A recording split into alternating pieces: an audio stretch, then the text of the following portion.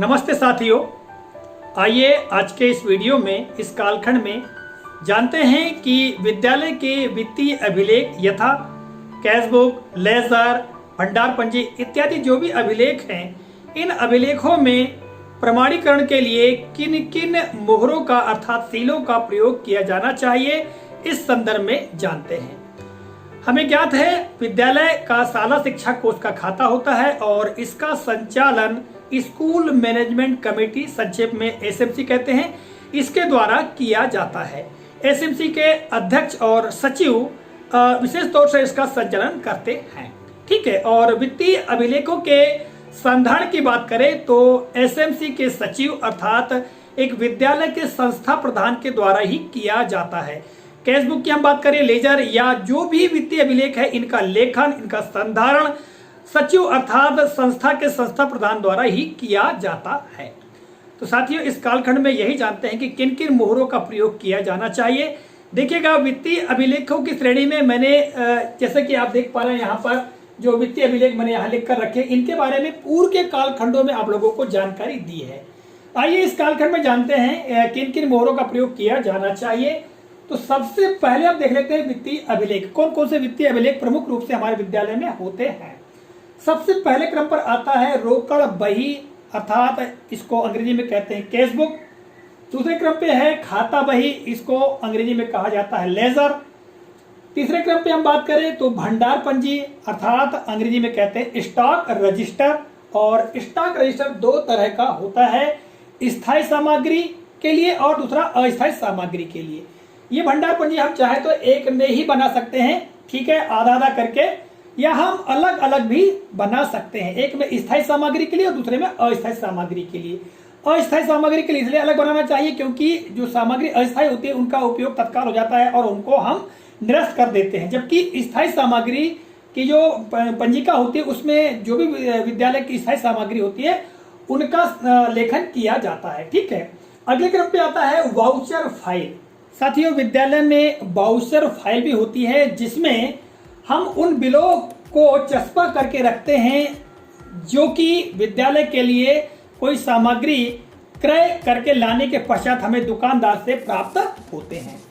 और देखिएगा, जब हमको ये बिल प्राप्त होते हैं तो उनको विधिवत तरीके से जो भी आवश्यक क्रियाकलाप हैं अर्थात भुगतान के लिए स्वीकृत करना, ठीक है, इसके पश्चात विधिवत तरीके से उसको निरस्त करना, ये सब सारी क्रियाविधि करने के पश्चात उसको वाउचर फाइल में चस्पा करके रखा जाता है। और साथियों, जो वाउचर होते हैं उन वाउचर में जिन जिन मोहरों का अर्थात सीलों का प्रयोग किया जाता है उसके बारे में भी जानेंगे। और उन मोहरों को मैंने यहाँ लिख कर रखा है कि कौन कौन सी मोहर का प्रयोग इसमें किया जाता है।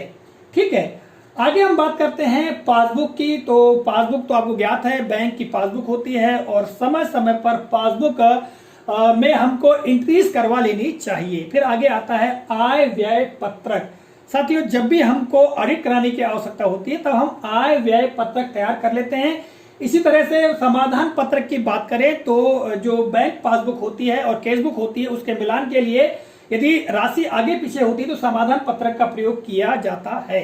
आगे हम बात करें उपयोगिता प्रमाण पत्र। तो साथियों, यह त्रैमासिक रूप से जनपद शिक्षा केंद्र को प्रस्तुत किया जाता है, अर्थात जो शाला शिक्षा कोष में जो सामग्री है उसका हमने प्रयोग किया है, कहाँ प्रयोग किया है, किस तरह से प्रयोग किया है, उसका ही यह एक प्रमाण पत्र प्रस्तुत किया जाता है। तो देखिए, मुख्य रूप से मैंने यहाँ पर जो भी वित्तीय अभिलेख है उनके बारे में लिख के रखा है। और वैसे तौर से हम बात करें तो रोकड़ बही, खाता बही, भंडार पंजी, वाउचर फाइल ये मुख्य रूप से हैं और इन्हीं में किन किन मोहरों का प्रयोग किया जाना चाहिए इसके बारे में ही हम जानेंगे। साथियों, इसके अलावा और भी वित्तीय अभिलेख हो सकते हैं जो हमारे विद्यालय के लिए मुख्य अभिलेख है, उनके बारे में ही मैंने यहाँ पर जानकारी दी है। ठीक है, अब हम बात करते हैं साथियों मोहरों के प्रयोग की। तो कौन कौन सी मोहरों का प्रयोग किया जाता है, तो यहाँ देखिएगा मैंने कुछ मोहरों को लिख कर रखा है। सबसे पहले क्रम की हम बात करें तो अध्यक्ष शाला प्रबंधन समिति की मोहर जो होती है इसका प्रयोग किया जाता है। जैसा कि मैंने आपको पूर्व में ही बताया कि शाला शिक्षा कोष के खाते का प्रबंधन शाला शिक्षा समिति के द्वारा ही किया जाता है और जो समिति है उनके अध्यक्ष होते हैं और सचिव होते हैं। और आपको ज्ञात है सचिव संस्था प्रधान ही होते हैं, जो पदेन होता है। ठीक है, ये जो पद है सचिव का, ये पदेन होता है, अर्थात जो संस्था है, विद्यालय है, उसका जो संस्था प्रधान है वो चाहे इंचार्ज क्यों ना हो, वही उसके सचिव होते हैं। तो सबसे पहले हम बात करते हैं अध्यक्ष शाला प्रबंधन समिति। तो इसकी मोहर का प्रयोग किया जाता है। पहले हम मोहरों के बारे में जान लेते हैं, इसके पश्चात ये जानेंगे कि इन मोहरों का प्रयोग किस प्रकार और कहां करना चाहिए। ठीक है, दूसरे क्रम पे आता है सचिव शाला प्रबंधन समिति। जैसा कि मैंने आपको बताया कि एसएमसी के अध्यक्ष होते हैं और सचिव होते हैं, तो सचिव की मोहर का प्रयोग किया जाता है। यह सचिव, जैसा कि मैंने आपको बताया कि संस्था प्रधान अर्थात प्रधान पाठक या प्राचार्य ही होते हैं। ठीक है, तो सचिव की सील लगा सकते हैं या प्रधान पाठक की सील लगा सकते हैं। ठीक है, और विशेष तौर से हमको इसमें सचिव की सील का ही प्रयोग, मोहर का ही प्रयोग करना चाहिए। अब साथियों, इन दोनों मोहरों के बारे में मैंने बात कर ली है और इनके बारे में बता दूं, जैसे कि मैंने एक उदाहरण यहाँ पर प्रस्तुत किया है कि सील किस प्रकार की बनानी चाहिए। और हमारे शिक्षक साथी अलग अलग तरीके से भी सील तैयार कर लेते हैं, किंतु एक जो नमूना है उसके बारे में बताने का मैंने प्रयास किया है। जैसा कि आप देख पा रहे हैं, अध्यक्ष की मोहर के लिए हम यहाँ ऊपर अध्यक्ष लिखवा लें, फिर शाला प्रबंधन समिति, शाला शिक्षा कोष, शासकीय प्राथमिक या शासकीय माध्यमिक शाला और शाला का यहाँ पर नाम। ठीक है, इस प्रकार से हम अध्यक्ष की मोहर तैयार करवा सकते हैं। आप चाहे तो संक्षेप में बना सकते हैं। ठीक है, सा प्र स ऐसा लिख करके भी करवा सकते हैं। शाला शिक्षा कोष, शाला का नाम, तो संक्षेप में आप सील बनवा सकते हैं। इसी तरह से सचिव की हम बात करें तो यहाँ पर सचिव शाला प्रबंधन समिति, शाला शिक्षा कोष, शासकीय प्राथमिक या शासकीय माध्यमिक शाला और शाला का नाम आ जाएगा, विद्यालय का नाम आ जाएगा। ठीक है, तो जैसा कि मैंने आपको बताया, इनको आप चाहे तो संक्षेप में भी बनवा सकते हैं। हमारे कुछ शिक्षक साथी कभी कभी क्या करते हैं कि जैसे यहाँ पर अध्यक्ष लिखा हुआ है और आप लिख करके यहीं पर सचिव भी कर देते हैं और एक ही सील बनवा लेते हैं। अध्यक्ष के स्थान पर लगाना है तो अध्यक्ष इसी सील को लगाया जाता है और अध्यक्ष छोड़ करके सचिव को काट दिया जाता है, या फिर यदि सचिव के स्थान पर लगाया जाता है तो सचिव को काट कर अध्यक्ष को काट करके सचिव की सील पहने दिया जाता है। तो इस तरह से यह अध्यक्ष सचिव दोनों के लिए ही इसका प्रयोग, एक ही सील का प्रयोग कर लिया जाता है, किंतु अलग अलग यदि सील का प्रयोग किया जाए तो ज्यादा बेहतर है। ठीक है, आगे हम बात करते हैं साथियों कार्यालय, शासकीय प्राथमिक या शासकीय माध्यमिक। हम चाहें तो कार्यालय की जो मोहर है उसका भी प्रयोग कर सकते हैं, ये ऑप्शनल है। आप चाहे तो करना चाहे तो करें, ना करना चाहे तो ना करें। इसका प्रयोग जैसे कि आपको मालूम है, जब भी हम कोई जानकारी तैयार करते हैं तो जानकारी तैयार जब की जाती है तो सबसे ऊपर हम हमारी कार्यालय की मोहर लगा देते हैं, जिससे स्पष्ट हो जाता है कि ये किस विद्यालय का पत्रक है या जानकारी है, या स्पष्ट हो जाता है। इसी तरह से केसबुक, लेजर या भंडार पंजी जिसकी भी हम बात करें तो सबसे ऊपर जब हम जिस पृष्ठ में हम लेखन करते हैं सबसे ऊपर हम कार्यालय की मोहर को लगा देते हैं, तो इस पे स्पष्ट हो जाता है कि यह हमारी अमुक संस्था का है। ठीक है, आप चाहे तो ना भी लगाएं क्योंकि नीचे तो ऑलरेडी अध्यक्ष और सचिव की सील लगी ही होती है। आगे हम बात करते हैं साथियों, जो सील की हम बात करते हैं पार्ट फॉर पेमेंट और पेड बाय मी और पेड एंड कैंसल्ड की। ये जो तीन मोहर हैं, इन तीनों मोहरों का जो प्रयोग है, यह प्रयोग वाउचर फाइल के जो बिल होते हैं उनमें लगाया जाता है, उनमें इनका प्रयोग किया जाता है।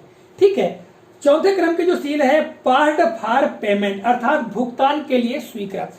देखिए, जब शाला प्रबंधन समिति के द्वारा तय हो जाता है कि अमुक सामग्री सही है, ठीक है, जो बिल प्राप्त होता है, सामग्री हम देख लेते हैं और हम जब उस बिल को पास कर देते हैं तब हम उसमें पार्ट फॉर पेमेंट की सील लगा देते हैं, मोहर लगा देते हैं। और देखिएगा, इस मोहर को आप यहाँ पर देख पा रहे हैं। ठीक है, जैसा कि ये हमारे विद्यालय की मोहर है, मैं आपको एक उदाहरण रूप यहाँ बता रहा हूँ, उसका पिक्चर आप देख पा रहे हैं। ठीक है, तो ये पार्ट फॉर पेमेंट की मोहर है। ठीक है, इसका प्रयोग किया जाता है। आगे हम देखें तो पेड बाय मी अर्थात मेरे द्वारा भुगतान। अब देखिएगा, जब उसको पास कर दिया जाता है, पेमेंट के लिए भुगतान के लिए स्वीकृत कर लिया जाता है, उसके पश्चात प्रधान पाठक के द्वारा पेड बाय मी इसकी मोहर का प्रयोग किया जाता है और भुगतान किया गया ऐसा उसमें सील लगा दी जाती है। और जैसा कि इस सील का भी नमूना, इस मोहर का नमूना भी आप यहाँ पर देख पा रहे हैं। ठीक है, और इसी तरह से छठवें क्रम में देखिएगा पेड एंड कैंसल अर्थात भुगतान एवं निरस्त की मोहर। तो साथियों, इसका भी पिक्चर आप यहाँ पर देख पा रहे हैं, एक नमूना देख पा रहे हैं, अर्थात भुगतान एवं निरस्त। तो इस तरह से ये 3 तरह की सीलों का प्रयोग हम बिल में करते हैं और ऊपर ही हम कर सकते हैं। इसके अलावा अध्यक्ष और सचिव ये दोनों की मोहरों का भी प्रयोग बिल में किया जाता है। तो हम देखें तो 5 तरह से सीलों का प्रयोग काय में किया जाता है। वाउचर अर्थात बिलों में किया जाता है। अध्यक्ष, सचिव, पार्ट बाय पेमेंट और पेड बाय मी और पेड एंड कैंसल।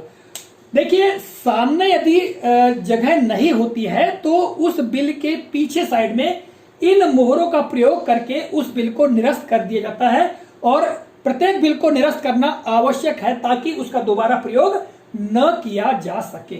तो साथियों देखिएगा, रोकड़ बही और खाता बही, तो इन दोनों की हम बात करें तो इन दोनों में अध्यक्ष और सचिव, इन दोनों की मोहरों का प्रयोग किया जाता है नीचे तरफ में। जब केस बुक लिख ली जाती है या लेजर बुक लिख ली जाती है, उसके पश्चात उस नीचे साइड में इन मोहरों का प्रयोग करके हस्ताक्षर कर लिए जाते हैं।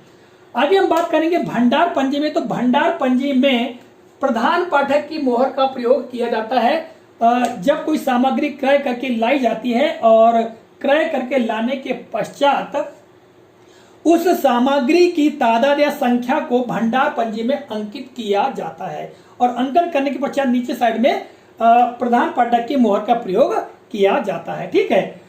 और साथियों, भंडार पंजी का खाता बही या रोकड़ बही, इन सबका लेखन किसके द्वारा किया जाता है? प्रधान पाठक अर्थात संस्था प्रधान यानी सचिव के द्वारा ही किया जाता है। ठीक है। अब साथियों, हम बात करें बिल की, तो बिल के पीछे तरफ एक बात का और अंकन करना चाहिए और वो अंकन ये होना चाहिए कि इस बिल में जो भी सामग्री है उसका अंकन भंडार पंजी में कर लिया गया है, ऐसा उसमें लेखन कर देना चाहिए और फिर ये इन सीलों का प्रयोग करना चाहिए। ठीक है। तो साथियों, मैंने आपको बता दिया कि रोकड़ बही और खाता बही में सचिव और अध्यक्ष और सचिव की मोहरों का प्रयोग होगा। ठीक है।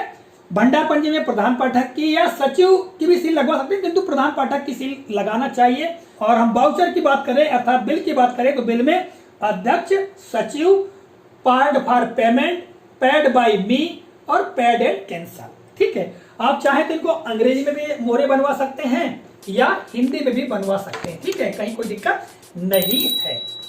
तो साथियों, इस तरह से इस कालखंड में हमने जाना कि जो वित्तीय अभिलेख हैं उन वित्तीय अभिलेखों में किन किन मोहरों का प्रयोग किया जाना चाहिए। साथियों, यह जानकारी हमारे उन शिक्षक साथियों के लिए थी जो एकदम विद्यालय में नए हैं या जिनको अभी अभी प्रभार मिला है तो उनको जानकारी नहीं होती है। हमारे बहुत सारे शिक्षक साथी इस संबंध में जानकारी रखते हैं, जानते हैं कि किस प्रकार से वित्तीय अभिलेखों का संधारण किया जाता है। आशा करता हूं यह जानकारी आपको काफी उपयोगी लगी होगी। मिलेंगे अगले कालखंड में, तब तक के लिए जय हिंद।